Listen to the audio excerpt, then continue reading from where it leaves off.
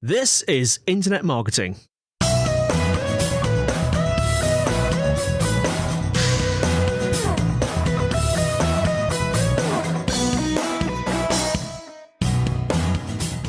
Hello and welcome to the Internet Marketing Podcast, brought to you by Site Visibility. I'm your host, Scott Colnut, and today with me is Michele Linn, co-founder and head of strategy at Mantis Research. And today we're going to be talking about how to create and publish survey-based research. Thanks for coming on. It's a pleasure to have you on. And we were just talking before that we haven't really covered survey-based research and producing content off the back of that on our podcast, at least in my recent memory, having kind of managed and hosted the podcast. So I'm really excited to have you on. I've talked about what your role is and that you work for Mantis Research, but can you go more into your background for our listeners? Yeah, absolutely. So I've been in the marketing space for over 20 years, but before starting Mantis, I actually worked for an organization that your listeners might know of called Content Marketing Institute, or CMI. So for the last decade, I have really been immersed in the content marketing space. I was actually the first person that their founder, Joe Polizzi, hired back in 2010. So I've written a lot about content marketing, spoken about content marketing, and it was such a joy to manage the editorial at CMI for many years. So long story short, it was my favorite job ever. And when I left CMI, I knew I still wanted to be in the content marketing space, but the space is crowded. There's so much going on. There's so much noise. And I knew I wanted to do something that was really specific to help content marketers break through all of this noise. And my favorite projects that I worked on with CMI and the ones I saw that performed the best were survey-based research, which is why we started Mantis in 2018 to really educate and help marketers, create this type of content. And it's interesting that you talk about that, and this is purely coincidence. But when we look to get guests on our show, sometimes we have inbound inquiries, and sometimes we reach out to people that we think would make interesting guests. And it was really the topic and some of your experience. But I didn't realize you were the first employee at Content Marketing Institute, and I'm not sure if you're aware of this, but we had Joe Polizzi on our podcast only maybe 5 to 10 episodes ago. And and I spoke to him about, we were talking on the topic of how to stay in love with content marketing. So to our listeners, if you happen to listen to this and haven't listened to that previous episode, go back and you can hear some of the origin story of CMI from Joe Polizzi as well. I remember reading, I think it was on your site bio at Mantis Research, that you talk about your previous work with CMI and that you had been running their annual research for a number of years. I'm not too sure or familiar with that annual research process and what the goals were and what the outcomes were. So I'm kind of curious, could you maybe speak through that? Because I'm guessing ultimately that was a big part of your role. Yeah, absolutely. So back in 2001, when we launched, CMI as the site, Joe, the founder, he had the foresight to say, you know what, we want to create an annual study where we survey marketers to understand if and how they're using content marketing. The goal of the survey wasn't to say, come to CMI or, spend any money with us, but really what's going on in this space. So back in the day, we partnered with marketing profs, and they still partner with marketing profs every single year. And they ran the first ever, content marketing budgets, benchmarks, and trends. So startups, they're very small. So I worked on that survey for many years. And then they did hire a research director, Lisa Merton-Beets, who was wonderful. So as I took on a different role and was managing the editorial, Lisa was, headed up the research project. But having worked on it for so many years and having helped Lisa with it for so many years, it was always my favorite project to work on. I got to use my head in a different way. I always love seeing the data and the insights. And it was and honestly, like when you look back at the content that we were putting out, it was the content that was the best at giving us backlinks. And so many people I talk to know about CMI's research. So it's just one of those things that I think it really, really helped CMI build a name for itself, many years ago. And it's just gotten stronger since. And how many years were you doing that for? So, I worked on it, my entire time that I was there. And I know yesterday they just launched their 11th annual study, their B2B budgets, benchmarks, and trends. So I'm happy to send a link for people who want to check it out. They did a really nice job. Oh, that'd be interesting. Yeah, I'm probably going to go back and now I know a little bit more about that process and what you were aiming to do. I've seen so much content over the years. I've been in marketing over a decade, and I can't remember seeing those annual reports. So it's really interesting. We'll probably go back and look at that, and that they're still doing that. That's a testament to the fact that it must be doing something great for them and for the industry as well. Ultimately, like I said, I guess there was something in that role, and I can just tell from the way you're speaking that you enjoyed that process so much, and you took that into your future career and where you are today. And on that topic, we're going to be talking specifically about the continuation of that survey-based research process, and how people can essentially undertake that process in a way that makes the final product, the final thing that they produce, more effective. So maybe can you speak on the process of survey-based research at Mantis Research and the process of how it works today for you? Yeah, so we take all of our clients over time. We've developed a process that we use again and again and again. It's a 4-step process that we've actually coined the IDEA model. And in very simple terms, what we believe is that if you want your research to have an impact, if you want it to positively impact your business and your marketing, if you want it to have a really meaningful positive impact in your audience's life. So if you want it to have an impact, the first thing you need to have is really, really credible data. There's a lot of issues with data credibility, but so you need to make sure that, that's table stakes, having data that's really credible. And then you need to explore that data in a way where you can unearth all of those insights and those stories to make the data really meaningful to your audience. And then you need to have an amplification plan to get those ideas out there. So there's a lot involved in every single step, but the basic premise is if you want impact, you need data, you need story, and you need a plan for your findings. So we're going to break down, because I think this is really interesting, and we're going to break down those 3 areas in the podcast in a minute. But before we get that far, to help bring it to life for our listeners, can you maybe speak on maybe an end-to-end example? If you're able to share company names, fine. If you're not, that's also okay, anonymized. But an example of a company that's come to you for some survey-based research, and then maybe speak on the process that you've gone through and then the outcome. Aligned with that, I'm curious about where businesses are coming to you, or when individuals are coming to Mantis Research for your expertise. I'm interested to know what typically the end goal they have in mind is. What is it they're looking to achieve? Yeah, so absolutely. So when we talk to clients, and we actually have them fill out this kickoff form when they do become clients, and I was actually just going through all of that intake the other day to just kind of see what are those reasons that they want to do research and what outcome would make them feel successful. And there's a lot of different reasons people do research, but I think ultimately it's because people want to become authorities in their industry, or better make a name for themselves. So for some, this might be building leads. It might be building an email subscriber base. For some, they want to get credible backlinks. And for some, they want to get invitations to speak and just be seen as that person in their industry. So I think that there is so much content out there. And like you said, Scott, you've been running this podcast, for 500 plus episodes. There's so much information out there. So I think people are trying to figure out a way, how can I actually do something new that will get me known? And I think survey-based research, when done well, can work really, really well for it. So as an example, we have companies who come to us who are larger companies who have bigger budgets who want to do research, and it works really well. But I think sometimes it gets overlooked how well research can look for those fledgling businesses out there. Because I think it makes a very immediate impact for these small businesses. So one study that we worked on was with an organization called Typeset. And Sarah Mitchell and Dan Hatch, there's some friends over there too. But what they wanted to do is their organization, they provide content writing services for marketers and small business owners.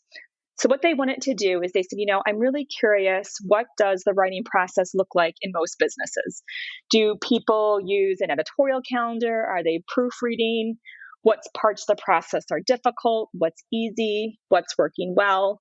And then they wanted to understand, what are those who are more successful, who are getting better results? What are those people doing differently? So we put together, and their goal, because they were a new company, their goal was to, bring people to their websites, get backlinks, build their domain authority, get email subscribers, and so forth. So what we did is we put together this survey. They sent it out to their, the people who they knew and in the industry. They have a wide network. And what we put together was the State of Writing in 2020 report. And like I said, as it said, it really dug into what does the writing process look like for businesses in 2020. So one of the reasons I like this example, because their timing was absolutely terrible. They launched this in end of February, beginning of March, prior to the pandemic. So not great. But what they discovered was that their backlinks, they got tons more backlinks and referring links to their site. Their domain authority increased by 10 points in just 1 month. They saw a spike in their email subscribers. And I know Sarah has been invited to speak at different conferences and events and through workshops and things like that. So this one piece of content is really helping them, establish themselves, and it's helping them build their brand. And the nice thing is because they have all of this data, they can also use it in all these different ways to have continual content for their business. That sounds like a study that would, or a piece of research that would be really interesting for a lot of our listeners. So I'd also ask you to maybe send me those links so I can share those in the show notes, because that's really relevant to, again, probably what a lot of people that listen to this podcast are interested in. So thanks for sharing that example. That's kind of brought it to life for me as well.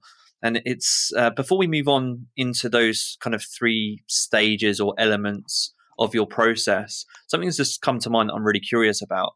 As someone that's involved in that research process, do you have a personal preference about the outcome and what's most enjoyable for you to work on? And it's really hard. It's kind of a hard thing to explain what I'm thinking, but is it satisfying to work on survey-based research that where someone has the goal to be an authority or to become an authority? And how does that compare to someone that maybe comes to you to utilize your expertise to maybe generate backlinks? Is there a preference for you? So as long as someone, and we only work with clients like this, the big tipping point for us is if the goal is to get backlinks or to become an authority, I'm actually fine with either. I think they both are very valid reasons to do research. And a lot of times clients get both. The thing that, we made a mistake back in the day, but we only work with clients who want to approach research in with a curiosity, who want to lead with a very curious mindset. So for instance, like those who say, we've had people come to us who say, we want to do research that will show, why people need, email marketing. I'm just making that up. And those are studies that we never take. The punchline should never be your service or your product. Instead, like, what are those things that are on the minds of your audience, and how can we unearth and uncover new things? So as long as we're approaching research with that mindset, to me, the goals, and a lot of times you're going to get more than what you're planning for. It's for me, it's still satisfying. Yeah, that makes a lot of sense.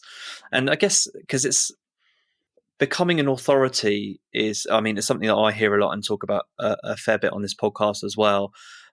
But it's also somewhat difficult to measure, or at least people measure it in different ways.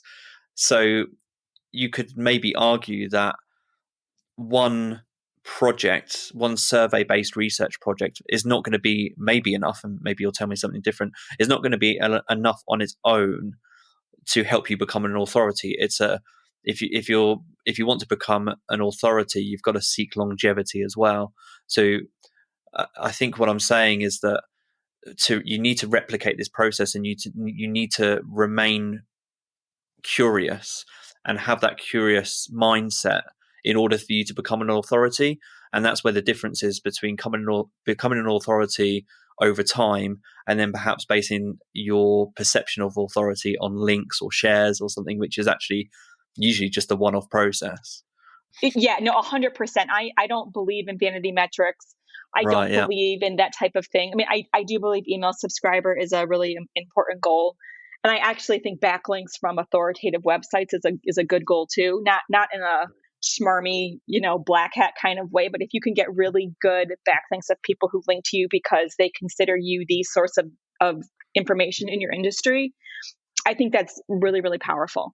But to your point, Scott, if you can't just publish one study and consider it done. I mean, you have to use this study as a jumping off place to tell many different stories, and to have like this be your like rock piece of content, but with all those different, I always think of atomized content, but all those different pieces of content coming out from it.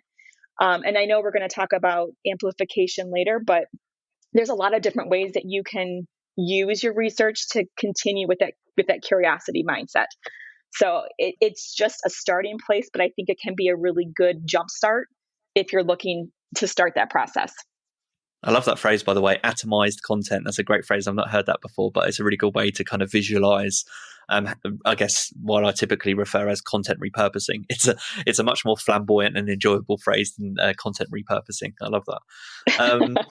I'm going to move on to I'm going to call them the key elements or the critical elements of your process, which are to maximize the impact or the effectiveness of your final product based on this survey-based research. And those elements are credible data, a compelling story, and amplification that you referred to earlier.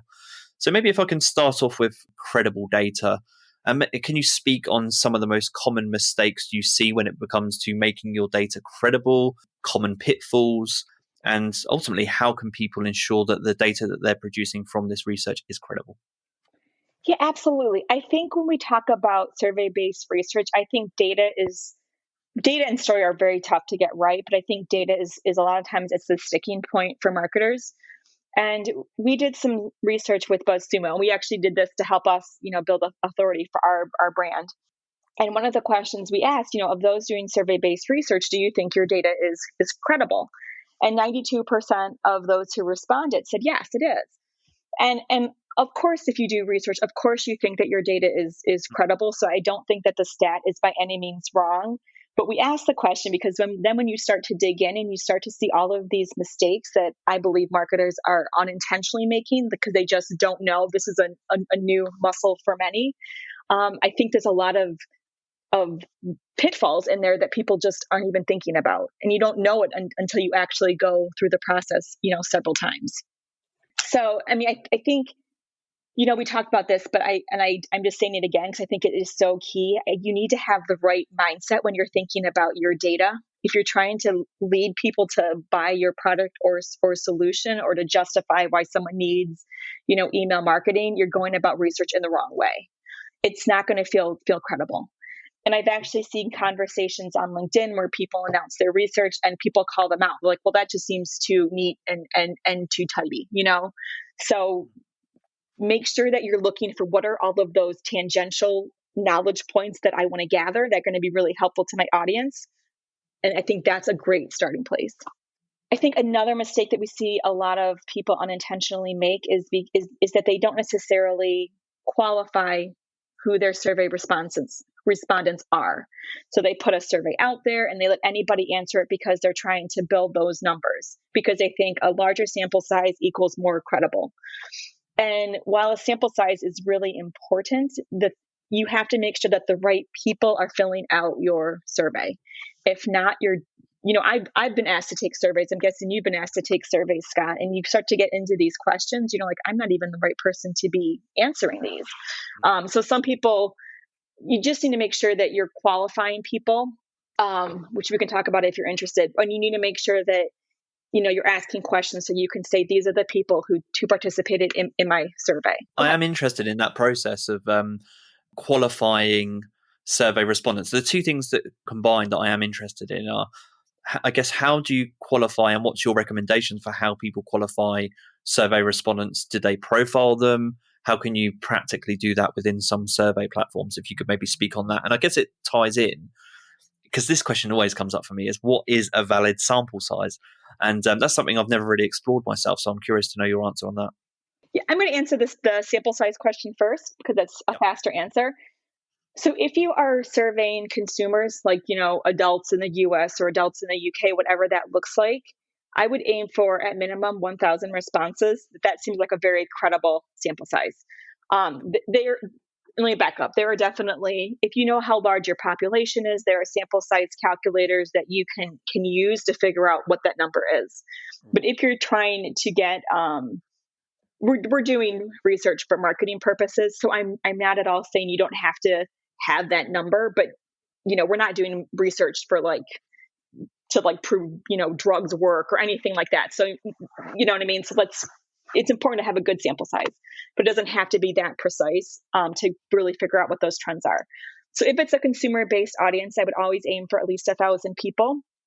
If you are surveying a B2B audience, so let's say you're surveying marketers or IT professionals, depending on how specific you need that sample size, how specific you want that sample to be, you can typically get away with a lot fewer. So I actually just asked that question on LinkedIn a couple weeks ago. And I asked people, do you have a sense of, as a reader of survey data, do you have a sense of what the minimum bar for B2B responses is in a survey? And we kind of landed around 250. So that's not scientific, but it's a good starting place, I think, if you're trying to survey B2B professionals. And the other thing I would think about when you're thinking about sample size too, though, is if you are going to compare different segments. So let's say going back to that state of writing report that I talked about at the beginning, if you want to see what are those who are successful, what are they doing differently than those who are less successful, you need to make sure that you have enough people in each segment so that data makes sense. If you have 20 people in a segment, that's just far too small. Does that help with that one? No, that's a really good answer for that. And then tied in with that is then qualifying. So what's your process for, do you come up with a profile? Do you come up with criteria for the people that you're going to target? How does that work? Yeah, absolutely. So when I'm looking to qualify people in general, I recommend, especially if you are doing a business audience, keeping the criteria as wide as possible so you can get the most people in.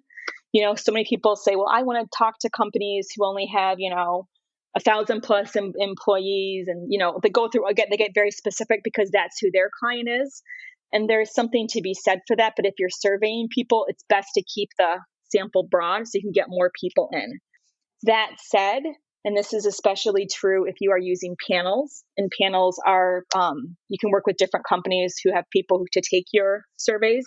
Those people, in short, are incentivized to finish your survey. So you need to ask questions that are going to, I don't want to say trick people, but you need to ask questions. If you take a survey, you can oftentimes figure out who they're trying to get through the survey. So I just did a survey around digital experience. And one of the questions that we asked was, what is your role in digital experience? Is it customer support? Is it managing the process? Is it, website conversions? We had a few different options and we only accepted some of those because a survey, which made sense with what we were trying to do, because a survey taker did not know which of those things we were searching for. So it was a good way to make sure the right people were answering our particular survey. And the other thing I would do if you're using a panel specifically is ask a question to qualify people based on skill.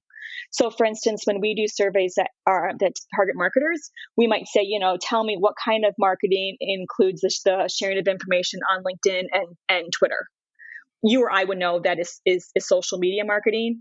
My husband, who's in finance, if he was trying to take that, he probably wouldn't know. So it's just questions like that to just really test for skill and for the right place in the organization.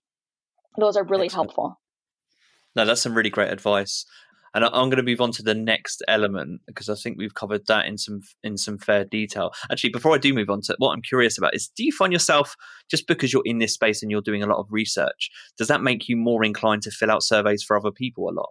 Because you just talked there about sometimes when you're filling in surveys. I'm just wondering if you get a lot of your experience and knowledge and ideas from completing a lot of surveys of your own.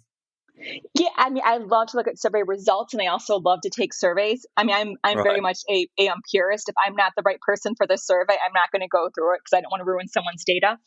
But if the survey is meant for me, I will always take it. And I'll take pictures of things I don't like or I do, or like screenshots. Amazing. And I keep those in a swipe file. That's something so fascinating to be conscious of. But yeah, it just struck me that there's almost like a guilt there. If you know you're not the right person to be targeting, you wouldn't want to mess up their data. So you're so conscious of their data credibility that it would stop you from completing it yourself. That's just fascinating to me. It's put a smile on my face. So moving on to the next element of creating compelling stories. This is probably the part that most excites me and is interesting to me. And I think probably for me is the most satisfying element just of data. I like data analysis anyway. So when I'm left a lot of data and I've got to find stories within data and trends, I love that whole process. Can you maybe speak on how people can maximize their chances of creating a compelling story through this process that you run through? What can they do at the start? What can they do at the end? And what's your process like? Absolutely. So I'm like you. I think mining that story from the data, that's where it gets really fun to me. But as you say, like we've had people come to us and they said, hey, we did these surveys and we got all these people to answer, and we realized we have nothing that's actually interesting to report. So you need to start from the beginning and think, well, what are those stories that I want to be able to tell? So, for instance, some of the questions that we always ask clients to think through, like what type of thinking is occurring in your industry that you would like to challenge? So, like that question there, like what are those myths that you want to bust? That always gets people's heads thinking. Like, okay, what do we want to say that's going to be different and that's going to be new? That always helps. We always ask people to think about, what are the biggest missed opportunities you think that people have in your space? So what are they doing that they shouldn't be, or what are they not doing that they should be? And how can we ask questions to try to uncover what we think that this gap is? Now, of course, we don't know what the data is going to actually say, but to start thinking about the outcome from the beginning, you can ask questions then that are going to be able, so you can test what your hypotheses are. So that to me is the starting place. A lot of people, I think they want to jump right into putting together survey questions, but we are very big believers of taking time in the beginning and asking these like industry pressing questions to make sure that you can ask good survey questions so you have good data at the end. And when you get to the end and you have those results, I'm curious to know, in your company and just your opinion, who do you think is best to assess those results? And I say that because sometimes finding stories and finding compelling information, it doesn't always necessarily come from an analyst. Sometimes someone else might spot something that you haven't. How does that process work in your team? Yeah, so for us, it's a very collaborative process. I mean, like we said, from the outset, we know what types of stories we're looking at. Another type of story, I'm just going to digress for 1 second. Another type of story that's really interesting to tell is where that disconnect is.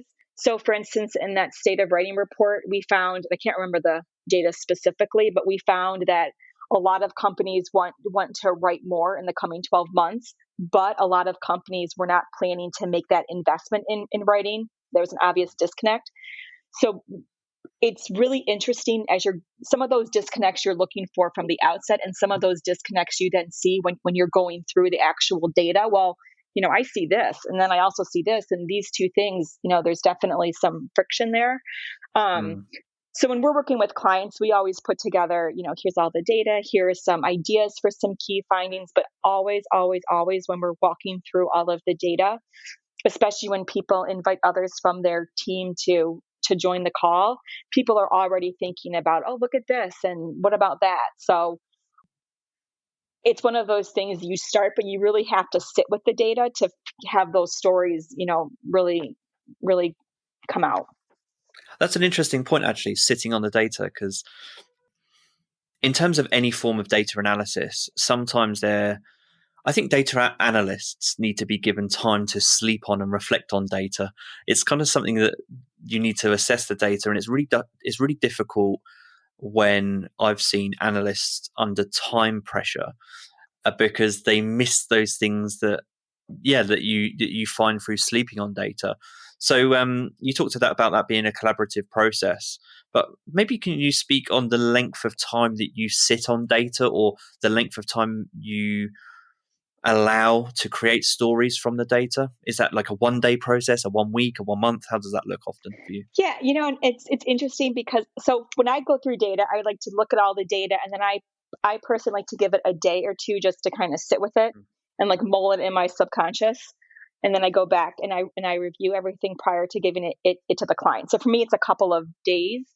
And then of course, when we meet with the client, they have insights that I hadn't thought about.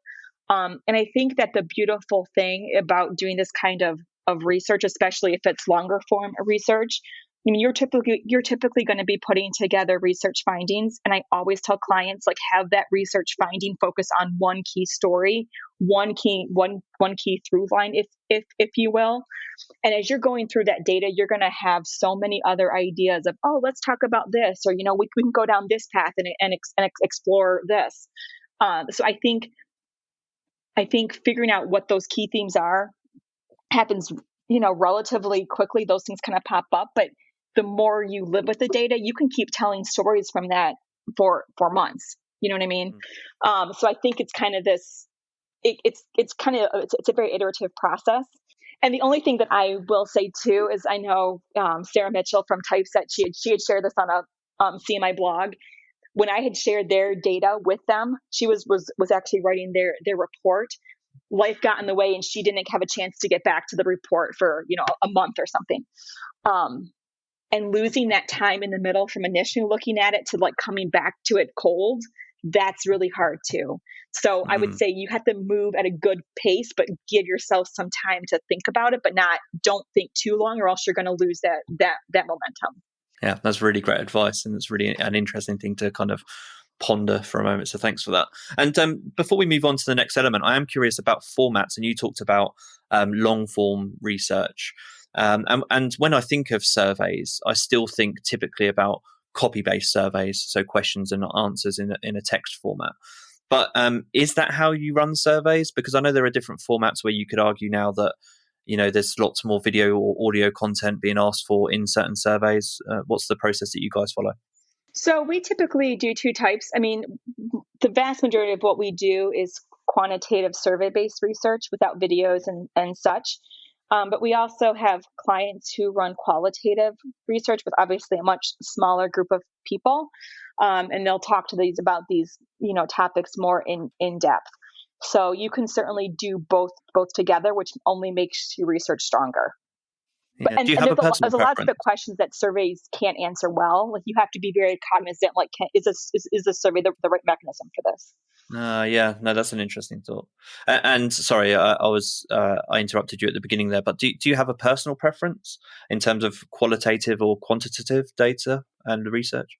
I actually think they work really well together. As a person who does research, I only do survey-based research, and I work with my business partner, Claire McDermott. She does a lot of survey-based research also, but she takes on all of the qualitative projects because she's just great at it. She's like that great interviewer, and she's great at getting all of those ideas together. I can do it, but I don't think it's not my love.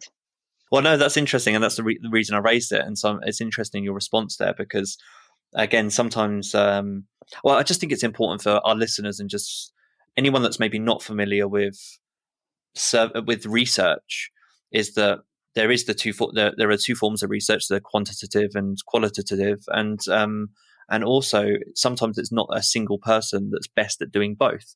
And like you said, certain skills, interview skills, a data analyst might not necessarily have those skills because it requires a different type of person, or it might not be their area of interest. Yeah, I just think that's a really interesting. It's really interesting that you have two different personalities that handle those two different streams of research, and then you come together, I assume, at the end if you're working on a project that has both streams and kind of talk through those results, right? Absolutely. And quite frankly, Claire will typically take on the projects that require both. So she's great at doing survey-based research too. So that's just how it's typically worked out. But yeah, so it depends, and we like different industries, and it's just interesting that we have very complementary interests. So it's always just kind of worked out in a natural way. No, that is good. That must be really enjoyable kind of environment to work in when you have that.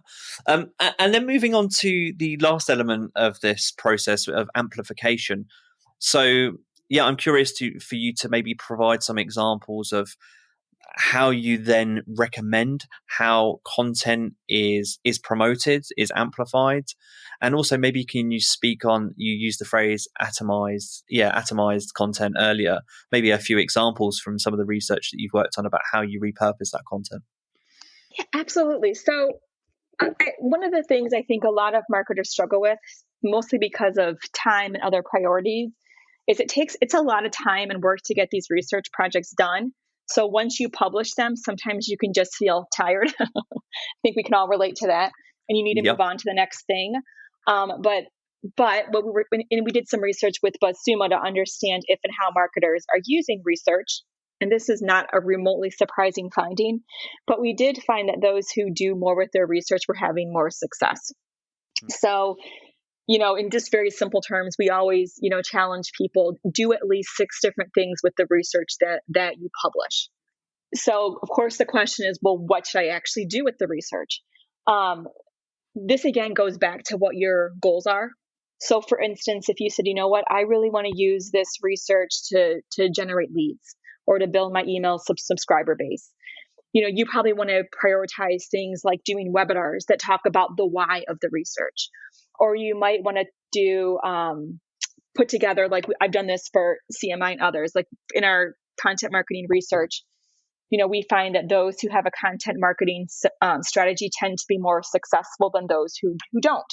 So when I was running that team, I put together a guide on how to document your content marketing strategy. So the research would point to this gated asset, which we would then use to build our email list. So if your goal is to get leads, think about what are those things that I can do from this research that are actually going to generate leads, and prioritize those things. But if your goal is to say get, good backlinks, a lot of times those lead forms can stop people from getting backlinks. So as a tangent, I always recommend having a landing page or a blog post or something that people point to. Pick one spot, have everybody point there, even if something is gated. But in any case, let's say your goal is to get backlinks. Well, in that case, you probably want to focus on things like writing guest posts for other publications with higher domain authority, or you might want to, share it on social media, or you might want to, do any of those other things that are going to drive traffic to your website. So it really is it depends answer, but again, prioritize what you're going to do based on what your goals are. Yeah, and I know this. I've seen just in the sharing of notes prior to this podcast, and I was going to ask this question anyway. But you always have not always. Sometimes there's this moment at the end where you have this great research, you have some really compelling stories, but then perhaps people haven't factored in budget or time or resource to then amplify this content.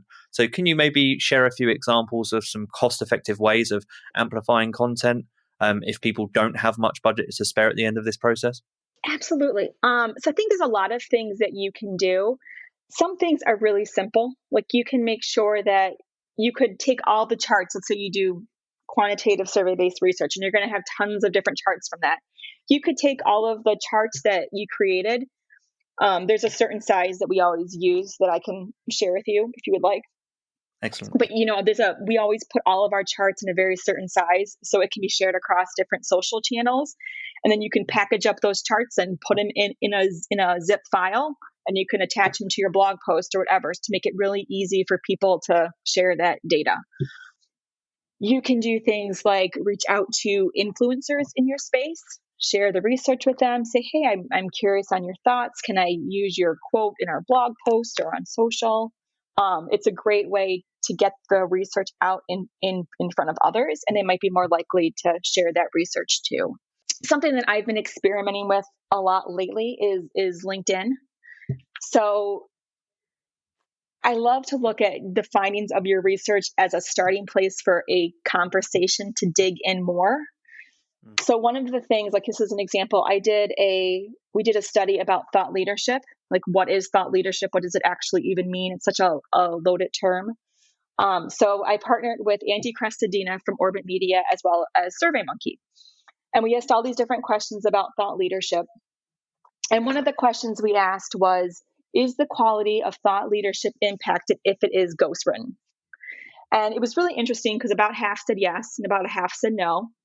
So this was another study that I published. I think it was the week of the pandemic. So it was another great timing. So after I kind of got out of my headspace, probably in August, I went to LinkedIn and I asked the question, this is what our research found. Hey, LinkedIn users, do you think that the quality of research is impacted if it's ghostwritten? And so many people responded. They had passion about it, and it led to more LinkedIn posts, more engagement, and so forth.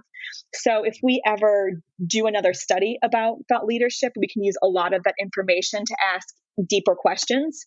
And I was even thinking about doing a study around ghostwriting because so many people had so much passion. So it's just, it was totally free to do, but it spurred such interesting conversation. And as a marketer, it really invigorated my energy around stuff because people actually cared, so it was just, I think it's a great way to share. Yeah, that's fair. I mean, I could go off on a tangent. I know we're coming towards the end of our time together now, but I think maybe in the future, if you cover that in more detail, we'll have to get you back on to discuss that topic. That would lend itself to a really good podcast because even as you pose that question, just as you were providing the example, it got my brain ticking over about ghostwriting and my thoughts about it. I guess it's, for whatever reason, it's a question that invokes an immediate feeling. It did in me anyway. And that's really fascinating. Can I ask one last? I'm going to just be really tangential here. And one of the things I talk about when you're putting together your own research is to think about what are those questions that really do invoke passion in people in your industry and ask about them. Because not only will the data be interesting, but you can use it to start really great conversations. So I just was talking about this the other day. So like we joke, a lot of us are English majors. Like, what is the Oxford comma debate that's actually going on in your space? So think about those things and ask questions, and then it works really well. So yeah. No, that's amazing. Thanks for that. And do follow up and share some of that research in the future. I'll be curious to see that. Before we do close out, I'd love for any final pieces of advice from you for our audience on how to maximize the impact of any survey-based research they might be considering doing. So any further resources you'd like to share, final thoughts, fire away. Yeah, so Andy Crestodina has a great quote, excuse me, that I'm just paraphrasing right now, but he basically said, you're going to find that research takes 10 times the effort of any other content marketing piece, but you're going to get 100 times the results. And he's so right, because these projects do take a lot of time, and there are so many details that marketers are probably either good at data, or they're probably good at story, or they're probably good at promotion, but to combine all three is quite the process. So if you need to get help in one area, I would definitely get help with the actual survey design. Reach out, test it with others, make sure things aren't unclear, like really spend a lot of time in that process so that when you do get through and you go get all your responses, you actually have something interesting to say. So don't be afraid to ask for help. Don't be afraid to look at what others are doing. There's so many good examples out there, and it really helps to just open your eyes and see what others are doing, and you're sure to get great ideas for your own projects. Oh, brilliant. Thanks for that. And before I do let you go, do you want to let our listeners know where they can connect with you, learn more about you and Mantis Research? Yeah, so our website is mantisresearch.com. You can also find me on Twitter. I'm at Michele Linn, Michele with one L, Linn with two N's, so MicheleLinn. And like I said, I've been experimenting a lot more with LinkedIn lately. So I love connecting with people on LinkedIn. I love knowing what's on your mind as a marketer or a business owner. And I love just like having conversations to get people's minds thinking. So LinkedIn is a great source to connect with me. Amazing. Thanks for that. Well, I'm going to make sure that I look out for your conversations on LinkedIn because they already have me curious. So thanks so much for joining me today and sharing that information. I'll share all of the links to where people can connect with you in the show notes. It struck me at the end, actually, as we were talking about amplification, that we at Site Visibility created a guide maybe around a year ago now called the Ultimate Content Promotion Guide, which might come in handy for a lot of those people that have survey-based research that they're looking to promote and they're not quite sure where to start. And I think you can still find that at bit.ly qualitative.com/ultimate-content, or it's available via the resources section of our website. So I'd recommend you check that out too. But for now, I'd just say thanks again for joining me. That's been a really interesting discussion, and I'm so glad you took the time out to speak with me. Thank you. Thanks so much, Scott. This was fun. Brilliant. Take care. Bye-bye. Bye.